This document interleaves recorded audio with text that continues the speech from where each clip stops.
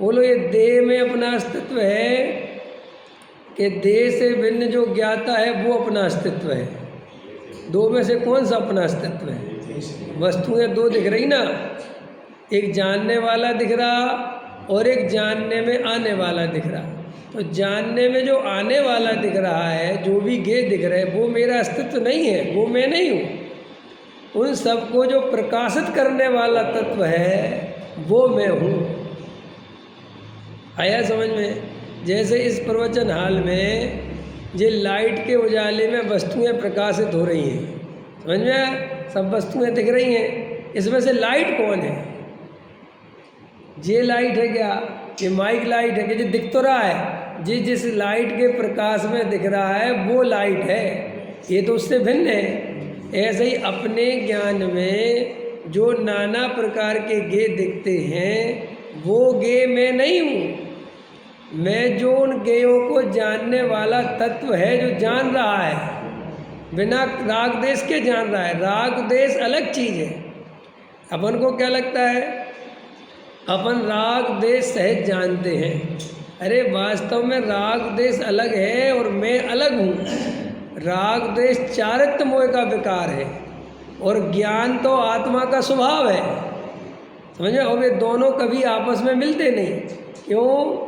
क्योंकि ज्ञान और गे आपस में मिल जाए तो दोनों की सत्ता खत्म हो जाएगी, तीसरी सत्ता बन जाएगी। लेकिन ज्ञान ज्ञान में रहता है, राग देश में रहते हैं। अब अपन ज्ञान में वे राग देश झलकते हैं, ये शरीर झलक रहा है, संयोग झलक रहे हैं, तो मिथ्यात्व के कारण ऐसा मानते हैं कि मैं शरीर। बिल्कुल सरल गणित है। अगर शांति से 5 मिनट आँख बंद करके देखे तो शरीर का परिणमन पुद्गल का परिणमन दिखता है और आत्मा का परिणमन ज्ञाता दृष्टा दिखता है। दो भिन्न द्रव्य बिल्कुल प्रत्यक्ष दिखते हैं। इसमें से शरीर आदि तो बिल्कुल पुद्गल है, इनमें तो कोई सोचना ही नहीं। अब अंदर में जाकर जो मोह राग देश संकल्प विकल्प दिखते हैं तो भी आचार्य कहते हैं उस काल में भी ज्ञायक अलग रहता है। राग देश के काल में ज्ञायक अलग रहता है और वहाँ पर भी अगर भाव कर्म से सच्चा भेद ज्ञान करे तो राग की सत्ता और ज्ञान की सत्ता न्यारी न्यारी दिखती है। और राग बदलता हुआ दिखता है और ज्ञान वहीं स्थित दिखता है। ज्ञान बदलता हुआ नहीं दिखता। ज्ञान तो दर्पण के समान है। जैसे दर्पण में नाना प्रकार के पदार्थ आके झलक जाते हैं और चले जाते हैं और दर्पण वहीं का वहीं खड़ा रहता है, ऐसे ही अपने ज्ञान स्वभाव में नाना प्रकार के विकल्प होते रहते हैं, झलकते रहते हैं और ज्ञान वहीं का वहीं। अभी देखो अपन स्वाध्याय सुन रहे हैं ना, तो अपने ज्ञान में ये झलक रहा है। अब यहाँ से अपने ज्ञान में कोई और विकल्प बन सकता है, वो झलक जाएगा, लेकिन वो ज्ञान खड़ा रहेगा कि नहीं? तो आचार्य कहते हैं वो जो ज्ञान है वही तो ध्रुव तत्व है, वही तो आत्मा है। उसी की श्रद्धा करने से सम्यक दर्शन होता है। सब सम्यक दर्शन करने से क्या होता है? अनंत दुख मिट जाता है। जो अपने अंदर दुख चल रहा है, काहे का दुख चल रहा है? देखो अपने को दुख क्या चल रहा, बोलो। देखो मैं बताता हूँ ना, हमें पैसा कमाना है, ये दुख चल रहा है, ठीक है? पैसा क्यों कमाना है? सोचो भाई, पैसा क्यों कमाना है? मान के चलो आज आपको ये पता चल जाए कि ये पर्याय छूटने वाली है, शाम को 4 बजे मर जाओगे आप, डॉक्टर ने घोषणा कर दी, कितना पैसा कमाने का भाव आएगा? कितने पैसे आपको, आपसे कोई कहे कि चलो मैं आपके नाम पे मुकेश अंबानी का घर कर दे रहा हूँ, आएगा करवाने का भाव? क्यों नहीं आ रहा? क्यों नहीं आ रहा? बोलो रमेश जी। कि भाई साहब जहाँ दे अपनी नहीं, अब जब हम देह ही छोड़ के जा रहे हैं, जब पर्याय बदल रही, तो इसका मतलब ये हुआ कि ये सारी समस्या इस शरीर के कारण खड़ी होती है। जो कितनी सरल बात है, इतने समझने लायक बात है कि नहीं? इस सारी, अगर ये शरीर नहीं हो गए तो ना भूख, ना प्यास, ना रोना, ना मरना, ना गर्मी, ना सर्दी, ना बरस, कुछ है ही नहीं। तो ये सारी समस्या काहे से खड़ी हुई? शरीर से। अब ये शरीर से समस्या खड़ी हुई तो इसका मतलब हम अशरीरी हों तो सुखी हों। अब अशरीरी होने की विधि है सम्यक दर्शन, सम्यक ज्ञान, सम्यक चार। भाई जैसे दुनिया में भी तुम्हें कोई बीमारी हो जाए और बीमारी बड़ी हो जाए और डॉक्टर के पास जाओ तो डॉक्टर भी कहता है ना कम से कम 1 साल लगेगी इसको ठीक होने। कहता कि नहीं कहता कि साहब 1 साल लगेगी तो मैं इलाज ही नहीं करवाना।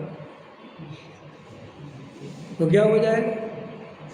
तो क्या हो जाएगा कि भैया मर जाएगा। भाई तुम ये सोचते हो कि 1 साल इतना लंबा इलाज नहीं, कई लोग होते ना शॉर्टकट में इलाज कराने, हम नहीं कर सकते इतना सब, तुम तो फटाफट इंजेक्शन लगा दो, बॉटल लगा दो। डॉक्टर कहता भैया इसमें इंजेक्शन बॉटल कोई काम नहीं करेगी, ये तुम्हारी जो बीमारी है धीरे धीरे, जो बीमारी कई तरह की होती ना, अभी हम दवाई इंजेक्शन लगा भी देंगे तो थोड़ी देर के लिए दब जाएगी लेकिन जड़ से ख़त्म नहीं होगी। आयुर्वेदिक फेल क्यों हो गया पता तुम्हें? आयुर्वेदिक इसलिए फेल हो गया, होम्योपैथिक इसलिए फेल है भारत में, हमारे दुनिया में, कि वो जल्दी असर नहीं दिखाता। और आज आदमी के पास सब्र नहीं है। नहीं, टाइम तो है, सब्र नहीं है। टाइम को तो क्या है, कोई ऐसा टाइम कुछ नहीं है, लेकिन अब सब्र समझ में आया। पहले कहावत थी कम खाओ गम खाओ, सुना होगा आप लोगों ने, हमारी तरफ चलती थी। कम खाओ गम खाओ माने गम खाओ माने धीरज रखो, समझ में आया, शांति से। अब आजकल आदमी उतावला हो गया है। आदमी आजकल मोटरसाइकिल दौड़ाना सीख गया, एरोप्लेन में बैठना सीख गया, बढ़िया ट्रेनें अब 100-200 की स्पीड से चलने लगी। तो इससे क्या हुआ? इससे ये हुआ कि हमारे दिमाग में गति आ गई। हमें कहीं भी नहीं जाना, जैसे मान के चलो आपको यहाँ से सोनागिर जाना है उदाहरण के लिए, और हम आपसे पूछे कि 7 घंटे वाली ट्रेन में बैठोगे कि 4 घंटे वाली में, तो आप कौन से बैठना चाहोगे? जाके वहाँ 3 घंटे आराम ही करोगे? भाई कर क्या लोगे, सोनागिर में क्या करना है? लेकिन फिर भी आप कोशिश करोगे कि 4 घंटे वाली में पहुँच जाए, क्योंकि हमारे दिमाग में गति आ गई। जब ऑप्शन आ जाता है ना कि आप एरोप्लेन से 1 घंटे पहुंच सकते हो और ट्रेन से, तो आप सोचोगे एरोप्लेन से पहुंचा दो। आपको वहां जाके क्या करना वो आपको भी नहीं पता, लेकिन गतिमान हो गया अभी समय। अब आदमी के अंदर सब्र नहीं है। तो ये आयुर्वेदिक वाले कहते हैं कि भाई हम तुम्हारा इलाज कर तो देंगे लेकिन जड़ से भी ख़त्म करेंगे, लेकिन हमें कम से कम 6 महीने का समय चाहिए। अब ये कहता साहब हमारे पास 6 महीने का समय नहीं है, जबकि समय तो है, मर कहाँ रहे हो तुम? वो तो कहता है कि हमें तो ऐसी दवाई दो कि हम अभी खाएं और अभी एकदम ठीक हो जाए। तो ये एलोपैथिक यही दवाई है जो रोग को ख़त्म नहीं करती, लेकिन तुम्हारे कनेक्शन को, तुम्हारी उस होश को, उस दर्द को, उस वेदना को, उस ज्ञान से ख़त्म कर देती है कनेक्शन। तुम्हें उसका सेंसिटिव आना, उसका महसूस होना बंद हो जाता, तुम कहते सही हो गया। आया समझ में? तो वो दवाई कितनी खतरनाक है बोलो, लेकिन फिर भी अपन को वही दवाई अच्छी लगती है, दबाने वाली। ऐसे ही ये क्रियाकांड होम्योपैथिक दवाई के जैसे एलोपैथिक दवाई के जैसे लगते तो बहुत जल्दी धर्म है। तुम कुएं का पानी पीने लगो तो 2-4 दिन में ही तुम्हें लोग धर्मात्मा कहने लगे, बहुत जल्दी इसका रिएक्शन आता है।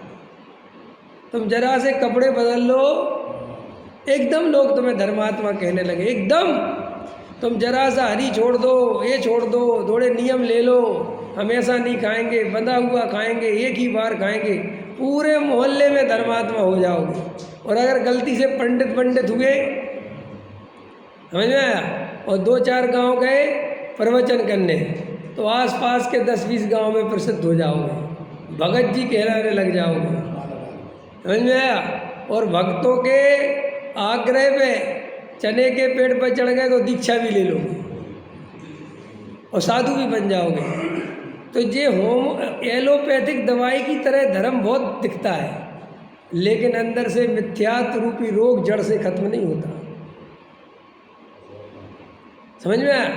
और जो स्वाध्याय है, वेद ज्ञान है, तत्व विचार है, ये आयुर्वेदिक दवाई जैसा है। इसमें तुम्हें कोई धर्मात्मा नहीं मानेगा, लेकिन तुम उसकी चिंता मत करना, क्योंकि हमें धर्मात्मा दिखना नहीं है, हमें वास्तव में धर्मात्मा होना है, दिखने का काम नहीं। हमें जड़ से रोग खत्म करना है, हमें अशरीरी होना है।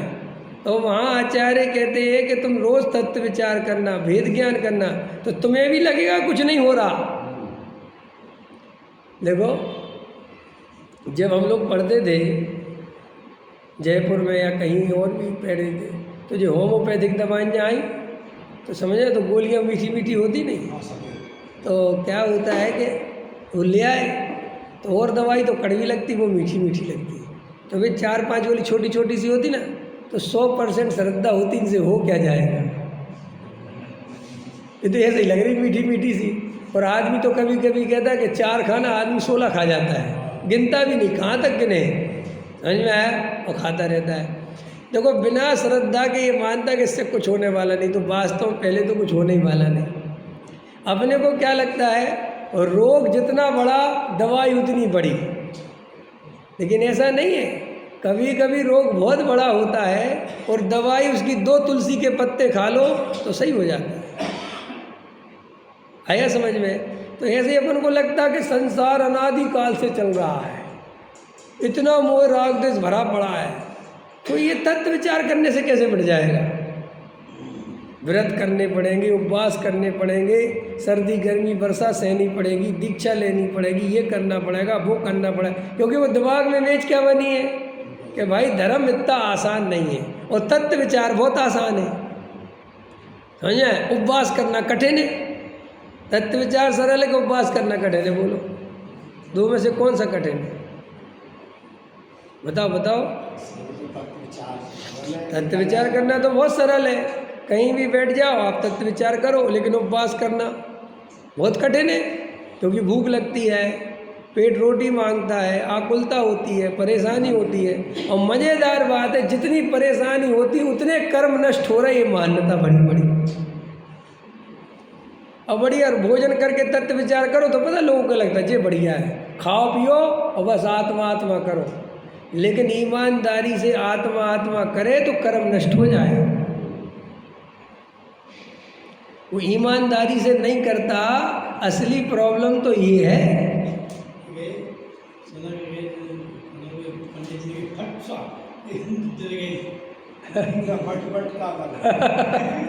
समझ में आया कि नहीं आया है?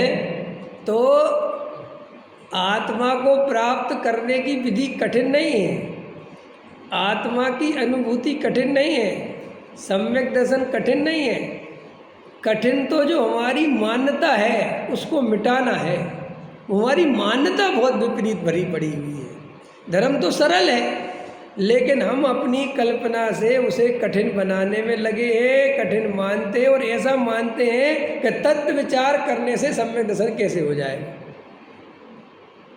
इसलिए वो तत्व विचार आदि में उपयोग नहीं लगाता, क्योंकि वो आयुर्वेदिक दवाइयों में खाता है, उसे कुछ दिखता है नहीं, तो वो कहते हैं इनसे कुछ होता जाता नहीं। और एलोपैथिक वालों के पास जाओ, एक तो वो ड्रेस पहने रहते हैं, बड़ा हॉस्पिटल होता है, फिर एक उस पलंग पे लिटा देते हैं, फिर बीपी चेक करते हैं, समझ में आया, फिर 2-4 रिपोर्ट्स लिखते हैं, जाओ इनको तुरंत कराओ वरना खतरा बहुत है।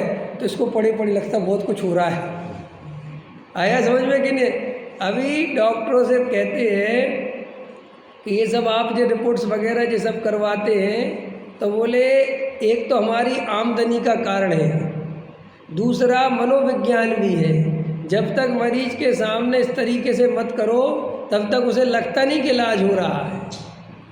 देख लेना, आप 1500 की फीस देते हो डॉक्टर को, आपको अलग फीलिंग आती है, देख लेना।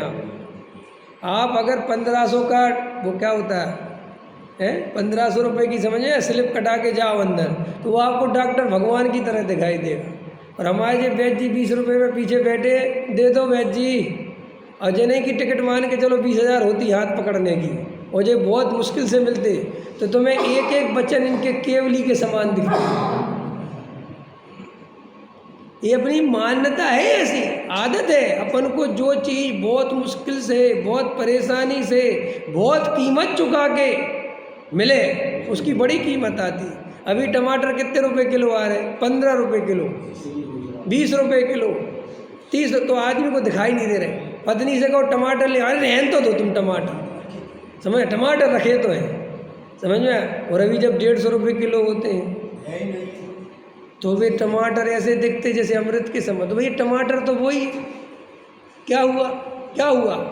कुछ नहीं, आपको अंदर वैल्यू आ गई। ऐसे ही अपन को जो स्वाध्याय मिला है ना, ये प्रवचन मिलते हैं ना, ये रोज भगवान आत्मा की बात सुनने मिलती है ना, बिना कोई कीमत चुकाए, तो अपन को लगता है हाँ ठीक है, चलो आ गए क्या पंडित जी, अब आएंगे यार, आप बुला लो यार, आधा घंटा सुनवा दो यार। और अगर जे ही तुम्हें 2000 रुपये का टिकट लगा के मिलता और हफ्ते में एक बार मिलता, तो भाई साहब ऐसे इंतजार कर रहे होते पंडित जी का जैसे भगवान आ रहे हो। गजब गजब की बात है। ये भगवान आत्मा की बात महाभाग्य से इतनी सरल हो गई और इतनी आसानी से मिल रही है कि हम इसकी कीमत ही नहीं समझ पा रहे।